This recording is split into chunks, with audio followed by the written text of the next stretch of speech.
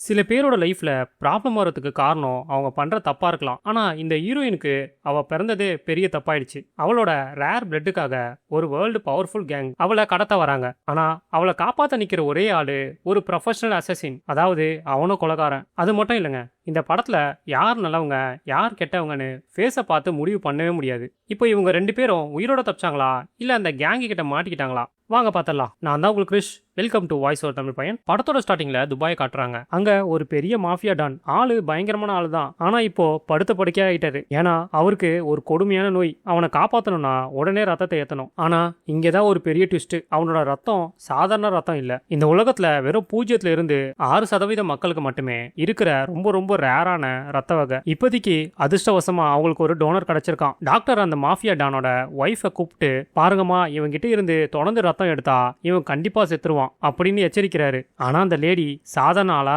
எனக்கு யார் செத்தாலும் கவலை கிடையாது, என் புருஷன் சீக்கிரம் குணமானோம், அவ்வளவுதான், ரத்தத்தை மொத்தமா எடுங்க அப்படின்னு டாக்டருக்கே ஆர்டர் போடுறா. டாக்டரும் வேற வழி இல்லாம அந்த டோனரோட உடம்புல இருக்கிற மொத்த ரத்தத்தையும் உருவி அந்த டானுக்கு ஏத்துறாரு. பாவம், அந்த டோனர் அங்கேயே துடி துடிச்சு செத்து போயிடுறான். ரத்தத்தை ஏத்துனதுக்கு அப்புறம் டாக்டர் அந்த லேடி கிட்ட, நீங்க சொன்ன மாதிரியே செஞ்சுட்டேன், ஆனா அவரோட நோய் ரொம்ப முத்திருச்சு, இந்த ரத்தம் வெறும் 7 வருஷத்துக்கு தான் தாங்கும், அதுக்குள்ள இதே மாதிரி ரத்தம் இருக்கிற இன்னொருத்தரை நீங்க கண்டுபிடிக்கலனா உங்க புருஷன் கண்டிப்பா செத்துருவாரு அப்படின்னு ஒரு குண்டை தூக்கி போடுறாரு. ஆனா அந்த லேடி கொஞ்சம் கூட பதட்டப்படாம, நீங்க கவலையே படாதீங்க டாக்டர், இந்த உலகம் முழுக்க சுத்தியாவது என் புருஷனுக்கு தேவையான ரத்தம் இருக்கிற ஆளை நான் கண்டுபிடிப்பேன் அப்படின்னு சபதம் எடுக்கிறா. உடனே அவங்களோட ரைட் ஹேண்ட் ஆளை கூப்பிட்டு, டேய், உலகம் முழுக்க தேடு, எப்படியாச்சு இன்னொரு டோனரை கண்டுபிடி அப்படின்னு ஆர்டர் போடுறாங்க. சீன் கட் பண்ணா அடுத்த நாளே உலகத்தோட இன்னொரு மூலையில இருக்கிற வியட்நாம் நாட்டுக்கு கதை மாறுது. அந்த மாஃபியா டானோட அசிஸ்டன்ட் பேரு ஃப்ரூசிக், செம்ம ஷார்ப்பான ஆளு. அவன் எப்படியோ மோப்பம் பிடிச்சி அவங்களுக்கு தேவையான அந்த அபூர்வ ரத்தம் இருக்கிற ஒரு சின்ன பொண்ணை கண்டுபிடிச்சிடறான். அவன் கூட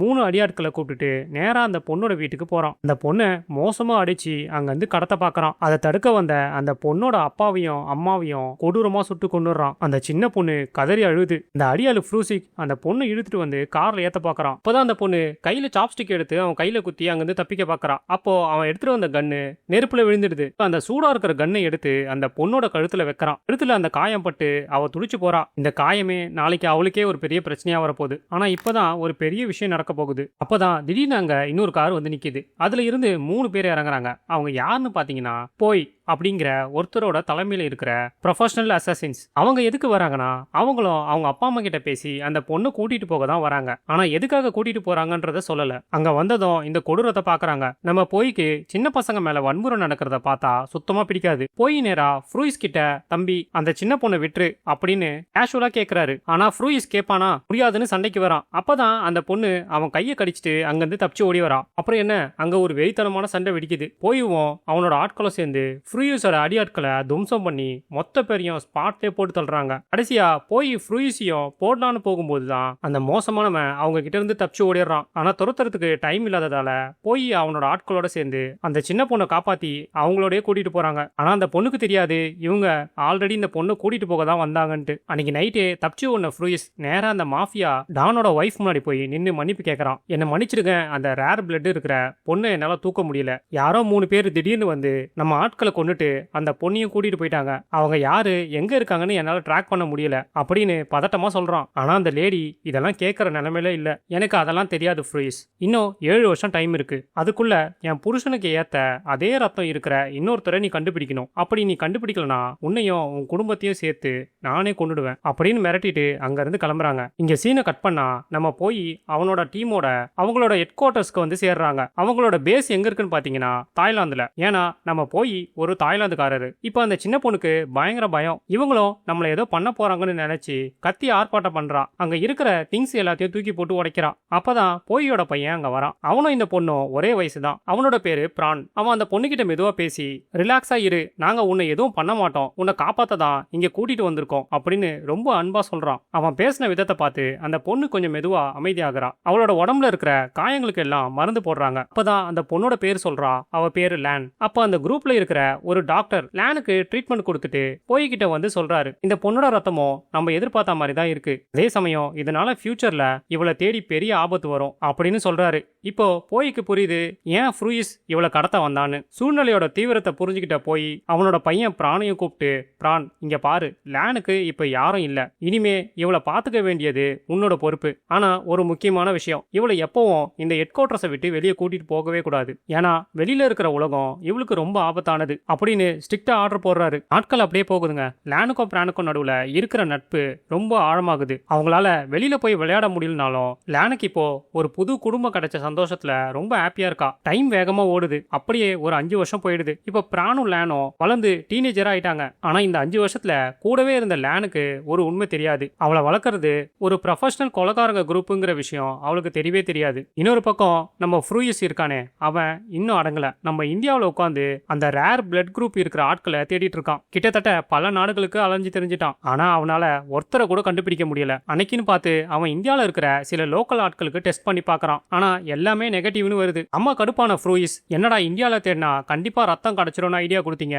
ரத்தம் இல்லாம போனா அவன் என்ன கொண்டுடுவாடான்னு சொல்லிட்டு கடுப்புல அவனோட ஆளியே சுட்டு கொண்டுறான். அவனுக்கு என்ன பண்றதுனே தெரியல. நேரா அந்த மாஃபியா டானோட ஒய்ஃபுக்கு கால் பண்ணி, மேடம் என்னால இன்னும் டோனரை கண்டுபிடிக்க முடியல அப்படின்னு மன்னிப்பு கேட்கறான். அப்ப அந்த லேடி சொல்றா, ஃப்ரூயிஸ் டைம் இல்ல, நீ உடனே வியட்நாமுக்கு திரும்பி போ. 5 வருஷத்துக்கு முன்னாடி ஒரு பொண்ணை மிஸ் பண்ணியே, அந்த லேனியே எப்படியாவது மறுபடியும் ட்ராக் பண்ணி தூக்கு அப்படின்னு ஐடியா கொடுக்கறான். இங்க தாய்லாந்து பேஸ்ல லேனும் பிரானும் பேசிட்டு இருக்காங்க. லேன் கேக்குறா, பிரான் நம்ம ஏன் சின்ன வயசுல இருந்து ஒரு தடவை கூட வெளியே போய் விளையாடினதே இல்ல அப்படின்னு. அதுக்கு பிரான், இல்ல லேன், வெளியில இருக்கிற உலகம் உனக்கு ரொம்ப டேஞ்சர், அதனால நீ இங்கேயே இருக்கிறது தான் சேஃப் அப்படின்னு சமாளிக்கிறான். உடனே லேன் அடுத்த கேள்வி கேட்கறான், சரி அப்ப ஏன் இங்க இருக்கிறவங்க எல்லாரும் எப்ப பார்த்தாலும் மார்ஷியல் ஆர்ட்ஸ் பிராக்டிஸ் பண்ணிட்டே இருக்காங்க? அதுக்கு பிரானால உண்மையை மறைக்க முடியல. அவன் மெதுவா, லேன் இங்க இருக்கிற எல்லாருமே சாதாரண ஆளுங்க இல்ல, அவங்க எல்லாருமே அசாசின்ஸ், எங்க அப்பா போய் தான் இந்த குரூப்போட லீடர் அப்படின்னு உண்மையை உடைக்கிறான். இதை கேட்ட உடனே லேன் ஷாக் ஆவான்னு பார்த்தா அவ பிரான் கிட்ட, அப்ப எனக்கும் மார்ஷியல் ஆர்ட்ஸ் கத்து கொடு, என் அம்மாவையும் அப்பாவையும் கொண்டவங்கள பழி வாங்கணும், அதுதான் என் வாழ்க்கையோட ஒரே லட்சியம் அப்படின்னு கேட்கறான். பிரானும் சரின்னு ஒத்துக்கிறான். ஆனா இப்போதைக்கு நான் பிராக்டிஸ் பண்ணும்போது நீ சும்மா என் மூவ்ஸை மட்டும் கவனி அப்படின்னு சொல்றான். அப்போத்துல இருந்து ஒவ்வொரு நாளும் நைட்டு தூங்க போறதுக்கு முன்னாடி லேன் பகல்ல பிரான் பிராக்டிஸ் பண்ணும்போது பார்த்த எல்லா மூவ்ஸையும் தனியா நின்னு செமையா பிராக்டிஸ் பண்ணி பாக்குறான். ஒரு நாள் நைட்டு லேன் நகத்துல நெயில் பாலிஷ் வச்சிட்டு இருக்கும் போது பிரான் கிட்ட கேட்கறா, பிரான் நீ ஏன் எப்பவும் என்கிட்ட இவ்வளவு அன்பா அக்கறையா இருக்க? அதுக்கு பிரான் ரொம்ப எமோஷனலா, எனக்கு உன் மேல ரொம்ப அக்கறை லேன், அது மட்டும் இல்லாம உன்னை எப்பவும் பாதுகாப்பா பாத்துக்கணும்னு எங்க அப்பா என்கிட்ட சத்தியம் வாங்கியிருக்காரு அப்படின்னு அவனோட மனசுல இருக்கிறத சொல்றான். இதை கேட்ட உடனே லேனுக்கு வெக்கம் தாங்கல.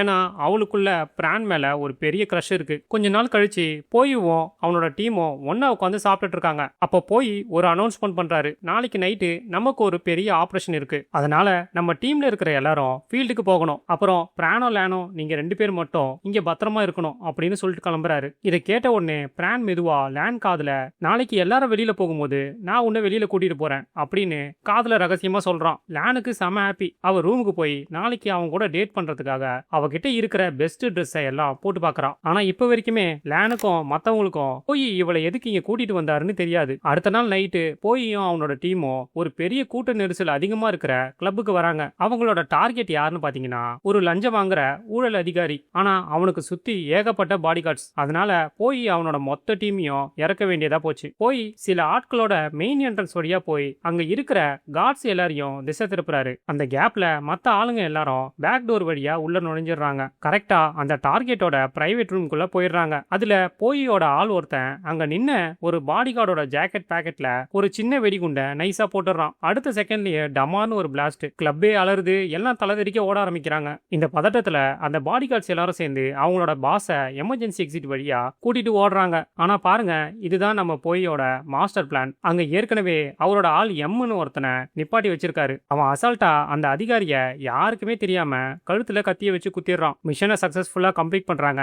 அப்புறம் எல்லாரும் அவங்க ஹெட் குவார்டர்ஸ்க்கு கிளம்புறாங்க. அதே நேரத்துல நம்ம ஃப்ரூயிஸ் இப்ப தாய்லாந்துக்கு வந்திருக்கான். அவன் அங்க இருக்கிற அவனோட லோக்கல் அசோசியேட் ஒருத்தனை மீட் பண்ணி பேசிட்டு இருக்கான். ஆனா இங்கதான் ஒரு பயங்கரமான தற்செயலான விஷயம் நடக்க போகுது. அதே தாய்லாந்து ஸ்ட்ரீட்ல ஒரு அழகான நைட் டைம்ல பிரானோ லேனோ கை பிடிச்சுக்கிட்டு ஜாலியா நடந்து போயிட்டு இருக்காங்க. லேன் வாழ்க்கையிலேயே ஃபர்ஸ்ட் டைமா வெளியில இருக்கிறா. வெளி உலகத்தை இவ்வளவு நேரம் அவ பார்த்ததே இல்ல. அவ மூஞ்சில அப்படி ஒரு சந்தோஷம். அப்ப திடீர்னு மழை பெய்ய ஆரம்பிக்குது. உடனே பிரான் அவளை கூட்டிட்டு அங்க இருக்கிற ஒரு கடைக்கு முன்னாடி ஒதுங்குறான். விதி இப்போ எப்படி விளையாடுது பாருங்க. அந்த கடைக்குள்ளதான் நம்ம ஃப்ரூயிஸ் அவனோட அசோசியேட் அசோசியேட்டோட உட்காந்து பேசிட்டு இருக்கான். அப்பதான் ஃப்ரூயிஸ் தற்செயலா வெளியில பார்க்கும்போது லேனை பார்த்துடுறான். அவனுக்கு 5 வருஷத்துக்கு முன்னாடி மிஸ் ஆன அந்த ரேர் பிளட் பொண்ணோட முகம் ஞாபகம் வருது. அவளோட கழுத்துல ஒரு தழும்பு இருக்கும். அதை வச்சு இவ தான் அந்த லேனுன்னு கன்ஃபார்ம் பண்ணிக்கிறான். ஏன்னா 5 வருஷத்துக்கு முன்னாடி இவன் தான் சூடான துப்பாக்கியை வச்சு அந்த தழும்பியை வச்சிருப்பான். ஃப்ரூயிஸ் உடனே அவங்க 2 பேரையும் சீக்கிரட்டா ஃபாலோ பண்ண ஆரம்பிக்கிறான். பிரானும் லேனோ அவங்களோட ஹெட் குவார்டர்ஸ்குள்ள போறத ஃப்ரூயிஸ் தூரத்துல இருந்து பாத்துறான். ஆனா அவனுக்கு தெரியும் அது ஒரு அசாசின் பேஸ், அங்க தனியா உள்ள போனா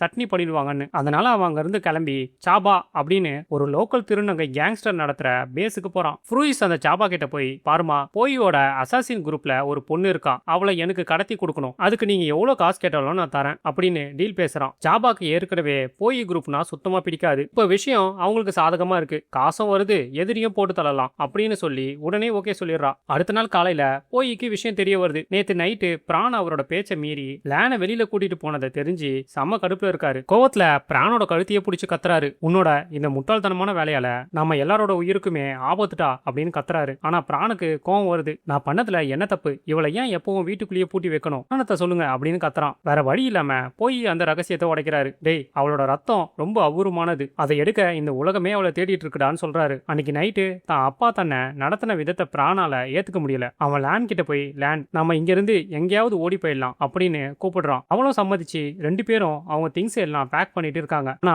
அவங்க 2 பேரும் இன்னும் கொஞ்ச நேரத்துல என்ன நடக்க போகுதுன்னு தெரியாம திங்ஸ் எல்லாம் பேக் பண்ணிட்டு இருக்காங்க. அதே நேரத்துல வெளியில ஃப்ரூயிக், சாபா, அவளோட லவரும் கூட ஏகப்பட்ட கேங்ஸ்டர் ஆயுதங்களோட அந்த பில்டிங்க சுத்தி வளைச்சிடுறாங்க. லேன் யாருக்கும் தெரியாம மெதுவா அந்த எக்ஸிட் டோரை திறக்க போறா. ஒரு பயங்கரமான குண்டு வெடிப்பு நடக்குது. நல்ல வேலை அவளுக்கு எதுவுமே ஆகல. சத்தம் கேட்டு பிரான் போய் அப்புறம் அவங்க டீம்ல இருக்க எல்லாரும் கன்னோட ஓடி வராங்க. 2 குரூப்புக்கும் நடுவுல ஒரு பயங்கர வெறித்தனமான துப்பாக்கி சண்டை ஆரம்பிக்குது. சண்டையில போயோட வயித்துல புல்லட் பட்டுடுது. அதுல ரொம்ப கேங்ஸ்டர்ஸ் அதிகமா இருந்ததால போய் அவரோட டீமை கூட்டிட்டு ஒரு சேஃப் ரூம்குள்ள போய் லாக் பண்ணிக்கலாம்னு பிளான் போடுறாரு. அவரோட டீம்ல இருக்கிற 2 அசசின், தலைவரே நீங்க உள்ள போங்க, நாங்க இவங்களை இங்கேயே ஹோல்ட் பண்றோம் அப்படின்னு வெளியவே நின்னு சண்டை போடுறாங்க. போய் எல்லாரையும் கூட்டிட்டு சேஃப் ரூம்குள்ள போறாரு. ஆனா அங்க போனதும் அவர் தலையில இடியே விழுந்த மாதிரி ஆயிடுச்சு. ஏன்னா அவங்க பையன் பிரானுக்கு புல்லட் பட்டு உடம்புல இருந்து ரத்தம் கொட்டிட்டே இருக்கு. இப்ப அவன் சாகர நிலைமையில இருக்கான். இப்பதான் அந்த டீம்ல இருக்கிற மெடிக்கல் டாக்டர் லேனை பிடிச்சி ஒரு பெட்ல கட்டுறாரு. அங்க இருக்கிற எம்முக்கும் பிரானுக்கும் ஒன்னும் புரியல, எதுக்கு லேனை பிடிச்சி பெட்ல படுக்க வைக்கிறாங்க. கொஞ்ச நேரத்திலேயே லேன் கிட்ட இருந்து பிளட் எடுத்து பிரானுக்கு மாத்துறாங்க. அதான் உண்மை வெளியே வருது, பிரானோட பிளட்டும் ஒண்ணுதான். அதான் நம்மளுக்கே புரிய வருது, போய் இதுக்காக தான் அந்த பொண்ணை போயிட்டு கூட்டிட்டு வந்திருக்காரு. நாளைக்கு ஃபியூச்சர்ல அவங்க பையனுக்கு பிளட் தேவைப்பட்டாலோ இல்ல அந்த பொண்ணுக்கு பிளட் தேவைப்பட்டாலோ 2 பேருக்குமே தேவைப்படும்ன்றதுனாலதான் அந்த பொண்ணை இங்க கூட்டிட்டு வந்திருக்காரு. இப்போ பிரான் கொஞ்சம் பிளட் ஏத்தினதுக்கு அப்புறம் ரெக்கவர் ஆகி நல்லாயிடுறான். வெளியில நிலைமை ரொம்ப மோசம். வெளியே நின்னு சண்டை போட்ட போயோட ஆட்கள்ல ஒருத்தி அங்கேயே செத்து போயிடுறா. இன்னொருத்தனை சாபாவோட கேங் உயிரோட பிடிச்சிடுறாங்க. இப்போ அவனை சாபா இழுத்துட்டு வந்து கரெக்டா அந்த சேஃப் ரூமுக்கு முன்னாடி நிப்பாட்டி கத்துறா, போய் மரியாதையா கதவை தர, இல்லனா உன் ஆளை இங்கேயே சுத்தியால அடிச்சே சாகடிப்பேன் அப்படின்னு மிரட்டுறான். உள்ள இருக்கிற போய்க்கு என்ன பண்றதுனே தெரியல. ஆனா அவரோட பையன் பிரானோ அப்புறம் லேனோட பாதுகாப்பு தான் முக்கியம்னு நினைச்சு மனசை கல்லாக்கிக்கிட்டு கதவை திறக்க மாட்டுறாரு. வெளியில கோவமான சாபா கொடூரமா அந்த ஆளை சாகடிக்கிறான். அப்பதான் போய் கூட இருக்கிற இன்னொரு ஆள் சொல்றாரு, தலைவரே, நாம எவ்வளவு நேரம் தான் இங்கேயே ஒளிஞ்சிட்டு இருக்க முடியும், இப்போ நாம வெளியே போய் சண்டை போட்டே ஆகணும். ரெக்கவர் ஆன பிரானோ, ஆமாப்பா, நம்ம வெளியில போய் இவனுங்களோட கதையை முடிப்போம் அப்படின்னு சப்போர்ட் பண்றான். கடைசியா போயும் ஓகே சொல்லிட்டு ஒரு மாஸ் பிளான் போடுறாங்க. வெளியில சாப்பாவோட ஆளுங்க ஒரு செயின்சாவை எடுத்துட்டு வந்து கதவை அறுக்க ட்ரை பண்றாங்க. இப்போ திடீர்னு கதவுக்கு அடியில இருக்கிற கேப் வழியா பெட்ரோலை உள்ள இருந்து ஊத்தி விடுறாங்க. அடுத்த செகண்டே அதுல நெருப்பு பத்திட்டு எரியுது. கேங்ஸ்டர்ஸ் எல்லாரும் பயந்து போய் பின்னாடி போறாங்க. அந்த கேப்ல கதவை திறந்து பிரான் ஒரு கேஸ் சிலிண்டரை தள்ளி விட்டு அதை துப்பாக்கியால சொல்றான். இப்போ ஒரு பயங்கரமான வெடிப்பு நடக்குது. அதுல சாபாவோட பாதி ஆளுங்க அந்த நெருப்புல மாட்டிக்கிறாங்க. உடனே போயும் அவரோட மீதி ஆட்களும் வெளியே வந்து சண்டைய ஆரம்பிக்கிறாங்க. சண்டை பயங்கரமா போயிட்டு இருக்கும் போது எனிமீஸோட அட்டாக் ரொம்ப அதிகமா இருக்கிறத போய் பாக்குறாரு. அவர் பிரானை பார்த்து, பிரான், லேனை கூட்டிட்டு உடனே இங்க இருந்து தப்பிச்சு போயிடு அப்படின்னு கத்துறாரு. அவங்க தப்பிக்கிறதுக்கு டைம் வேணுங்கிறதுக்காக போய் தனியா நின்னு மொத்த புல்லட்டையுமே அவர் மேல வாங்கி அங்கேயே உயிர் தியாகம் பண்றாரு. நான் அவர் சாகும் போதே டைம் பாம ஆன் பண்ணிட்டு தான் சாகுறாரு. கண்ணு முன்னாடியே அவங்க அப்பா சுட்டு சாகிறத பார்த்த பிரான் கதறான். ஆனா வேற வழி இல்ல, நிலைமை அவனுக்கு புரியுது. லேனையும் மீதி இருக்கிற ஆட்களையும் கூட்டிட்டு அங்க இருந்து தப்பிச்சு ஓடுறான். இன்னொரு பக்கம் கண்ணு முன்னாடி வந்த லேன் மறுபடியும் தப்பிச்சு போனதை பார்த்த ஃப்ரீஸ்க்கு வெறி பிடிச்ச மாதிரி கத்த ஆரம்பிக்கிறான். 2 நாள் கழிச்சு பிரானோ அவங்களோட டீமோ அவங்களோட செகண்டரி ஹெட் குவார்டர்ஸ்க்கு வந்து சேர்றாங்க. பிரானோ அவங்க அப்பா இழந்த துக்கத்துல அப்படியே உடஞ்சு போய் உட்கார்ந்துருக்கான். இப்ப அவங்க கிட்ட மிஞ்சி இருக்கிறது அவனோட க்ளோஸ் ஃப்ரெண்ட் எம்மோ அப்புறம் அவங்க அப்பா கூட இருந்த 2 சீனியர் அசாசின் அங்கிள்ஸ் மட்டும்தான். கொஞ்ச நேரம் கழிச்சு பிரானோ லேனோ அந்த பேஸ்க்கு பக்கத்துல இருக்கிற ஒரு பீச்சில் உட்காந்து பேசிட்டு இருக்காங்க. லேன் அழுதுகிட்டே பிரான் பிரான் நான் இந்த குரூப்பை விட்டுட்டு போயிடுறேன், நான் இங்க இருந்தா உங்களுக்கு இன்னும் தான் கஷ்டம் வரும் அப்படின்னு சொல்றா. ஆனா பிரான் அவ கையை பிடிச்சுக்கிட்டு, முடியாது லேன், எங்க அப்பாவுக்கு நான் கொடுத்த சத்தியத்தை நான் மீற மாட்டேன், என் வாழ்நாள் முழுக்க உன்னை நான் என் கூடவே வச்சு பாத்துக்க விரும்புறேன் அப்படின்னு அவனோட காதலை எமோஷனலா வெளிப்படுத்துறான். இதை கேட்ட உடனே லேனுக்கு ஒரு விஷயம் புரியுது, இனிமே பலவீனமா இருக்கக்கூடாது. அவ பிரானை பார்த்து, சரி பிரான், அப்போ எனக்கு முறையா மார்ஷியல் ஆர்ட்ஸும் செல்ஃப் டிஃபென்ஸும் சொல்லிக் கொடு, நான் இனிமே யாருக்கும் பாரமா இருக்க விரும்பல அப்படின்னு கேட்கறா. பிரானோ சரின்னு அவளை பேஸுக்கு கூட்டிட்டு போறான். அங்க போனதும் எம்மோ அங்க இருக்கிற அங்கிள்ஸும் லேனுக்கு வெறித்தனமா சண்டை கத்து கொடுக்குறாங்க. ஆனா இங்கதான் அவங்களுக்கு ஒரு பெரிய ஷாக். லேன் ஏற்கனவே 5 வருஷமா பிரான் பிராக்டிஸ் பண்ணத திருட்டுத்தனமா பார்த்து பிராக்டிஸ் பண்ணதால அவளோட மூவ்ஸ் எல்லாமே சும்மா அசத்தலா இருக்கு. அவளோட ஸ்கில்ஸை பார்த்து அவங்களே மிரண்டு போயிடுறாங்க. நாட்கள் போக போக லேனும் ஆயுதங்களை வச்சு சண்டை போடவும் கத்துக்கிறான். அவளோட கண்ணுல இப்ப பயம் இல்ல, வெறி மட்டும் தான் இருக்கு. ஏன்னா அவளோட ஒரே குறிக்கோள் தன்னோட ஃபேமிலியை கொன்ன ஃப்ரூயிஸை பழி வாங்கணும். சில மாசங்கள்ல லேனும் ஒரு கம்ப்ளீட் ப்ரொஃபஷனல் அசாசின் மாதிரி மாறிடுறா. அவளோட ஃபைட்டிங் ஸ்கில்ஸ் இப்ப மத்த அசாசினுக்கு ஈக்குவலா இருக்கு. கொஞ்ச நாள் ஆனதுக்கு அப்புறம் நம்ம ஃப்ரூயிஸ் அவங்க டிராவல் பண்ண வேனை ட்ராக் பண்ணி அவங்க இருக்கிற ஊருக்கே வந்துடுறான். அந்த வேனை பத்தி அங்க இருக்கிற ஒரு கார் டீலர் கிட்ட கேட்கறான். கார் டீலரும் ஃபியூ மந்த்துக்கு முன்னாடி தான் சார் இங்க வந்து வித்துட்டு போனாங்கன்னு ஃப்ரூயிஸ் கிட்ட சொல்றான். அவங்க டீடைல்ஸா மிரட்டி கேட்டதுக்கு அப்புறம் கார் டீலர் பிரான் இருக்கிற இடத்த சொல்லிடுறான். அடுத்த நாள் காலையில பிரேக்ஃபாஸ்ட் சாப்பிடும்போது பிரான் அவங்க டீம் கிட்ட ஒரு உண்மையை சொல்றான். ஃப்ரெண்ட்ஸ், நான் தான் அந்த கார் டீலர் கிட்ட என்னோட அடையாளத்தையும் நாம இருக்கிற இடத்தையும் ஃப்ரூயிஸ் வந்தா சொல்ல சொல்லி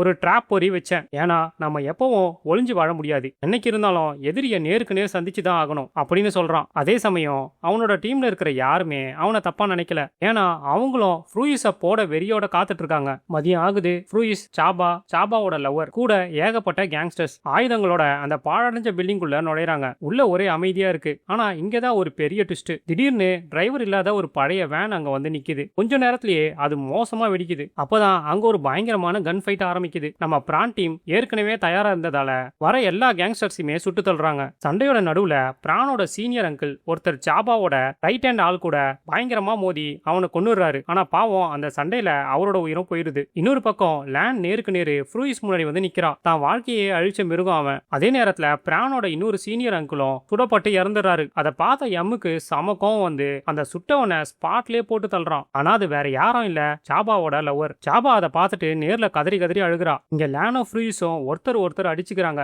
ரெண்டு பேரும் ஈக்குவலா சண்டை போடுறாங்க. ஆனா நம்ம லேன் இப்போ வெறித்தனமான ட்ரைனிங்ல இருக்கா இல்லையா, செம மாசா ஃபைட் பண்ணி கடைசியா மோசமா அந்த ஃப்ரூயிஸை கொன்னு தான் அம்மாவோட அப்பாவோட கொலைக்கு பழி தீர்த்துக்கிறான். இன்னொரு பக்கம் பிரான் நேரா சாபா கூட மோதுறான். அவனோட மார்ஷியல் ஆர்ட்ஸ் மூவ்ஸ் வச்சு சாபாவை அடிச்சு பில்டிங்கோட கீழே இருக்கிற ஃப்ளோர்ல தூக்கி வீசி அவளை நாக் அவுட் பண்றான். எல்லாரையும் முடிச்சாச்சுன்னு நினைச்சு பிரான், லேன் மற்றும் எம் 3 பேருமே ஒரு கார்ல ஏறி அங்க இருந்து வேகமா கிளம்புறாங்க. ஆனா இங்கதான் ஒரு விபரீதம் நடக்குது. திடீர்னு ஒரு புல்லட் வந்து காரோட கிளாஸை உடைச்சி லேன் மேல பாயுது. யாராதுன்னு பார்த்தா சாபா இன்னும் சாகல. அவதான் பின்னாடி இருந்து கார் மேல சுட்டு இருக்கா. இப்போ லேனோட நிலைமைய பார்த்து பதறி போன பிரான் காரை இன்னும் வேகமா ஓடிட்டு போக சொல்லி எம் கிட்ட சொல்றான். பக்கத்துல இருக்கிற ஏதாவது ஹாஸ்பிட்டலுக்கு போன்னு சொல்லி கத்துறான். ஆனா அந்த சுத்தி சரௌண்டிங்ல எந்த ஹாஸ்பிட்டலுமே இல்ல. சமயம் கொஞ்சம் தூரம் போனதுக்கு அப்புறம் லேன் ரொம்ப கிரிட்டிக்கல் ஆகுறா. பிரான் காரை நிறுத்திட்டு லேனுக்கு ரத்தம் ஏத்த ரெடி பண்றான். ஏன்னா 2 பேருக்குமே அதே ரேர் பிளட் குரூப் தானே. ஆனா அவங்க ரத்தம் ஏத்திட்டு இருக்கும் போதே சாபா அவங்களோட காரை ட்ராக் பண்ணி அங்கேயும் வந்துடுறா. ஆபத்தை உணர்ந்த எம், பிரான்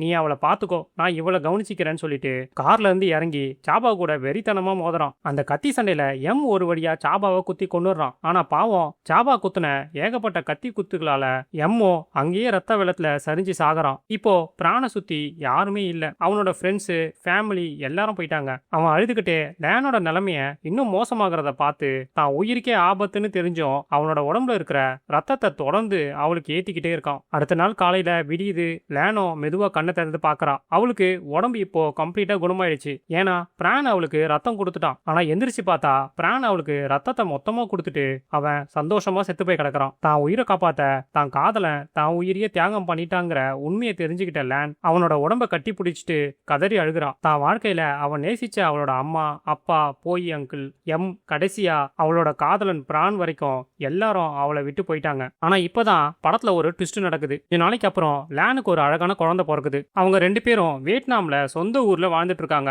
அது மட்டும் இல்லாம லேன் அவங்க பையனுக்கு மார்ஷியல் ஆர்ட்ஸும் சொல்லி கொடுக்குறாங்க. அப்படியே அவங்க கேங் போட்டோஸ் எல்லாம் பார்த்து பழைய மெமரிஸ்க்கு போக ஆரம்பிக்கிறாங்க. படம் முடிஞ்சதுன்னு பார்த்தா அதான் இல்லைங்க. லேன் கொண்டுட்டான்னு நினைச்சாலே ஃப்ரூசிக் அவன் சாகவே இல்ல, உயிரோட தான் இருக்கான். இப்போ ஒரு டீலிங் பேசிட்டு இருக்கான். டீலிங் ஓகே ஆயிடுச்சு.